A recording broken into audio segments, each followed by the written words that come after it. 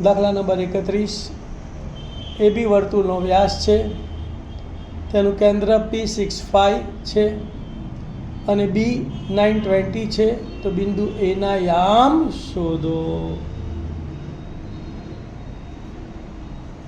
ધ્યાન આપજો ભાઈ. અહીં AB એ વર્તુળનો વ્યાસ છે, એટલે કે આપણે વર્તુળ દોર્યું અને AB એનો વ્યાસ બતાવ્યો. એના યામ ધારી લઈએ x1 અને y1. એનું કેન્દ્ર P ના યામ છે 6 અને 5 અને B ના યામ છે 9 અને 20.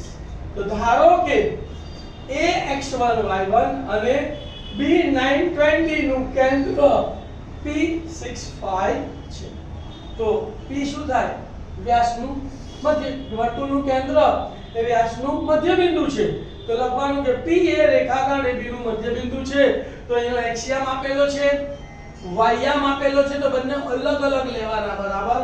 તો x યામ નું સૂત્ર x યામ બરાબર x1 x2 ભાગ્યા 2 અને y યામ બરાબર y1 y2 ભાગ્યા 2.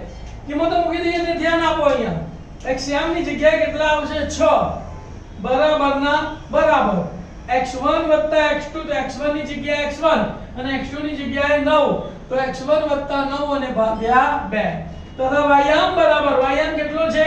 5 બરાબર y1 y2. તો y1 ના y1 અને y2 ની જગ્યાએ 20, તો y1 20 ભાગ્યા 2. આમાં x1 ને સૂત્ર કરતા બનાવીશું, આમાં y1 ને સૂત્ર કરતા બનાવીશું. 6 દુ 12. પહેલા આને લખીએ તો શું લખાય? માટે x1 9 બરાબર 12 9 સામે જાય તો ઓછા, તો 12 9 લખાય ને. તો માટે x1 બરાબર 12 9. 12 માંથી 9 જાય તો 3, તો માટે x1 બરાબર 3. એવી જ રીતે અહીંયા 5 દુ 10. પહેલા શું લખીશું? y1 20. તો માટે y1 20 બરાબર 10. y1 ને સૂત્ર કરતા બનાવો છે, તો +20 સાઈડ ચેન્જ કરે તો માઈનસ, તો 10 - 20 લખાશે. તો માટે y1 બરાબર 10 - 20.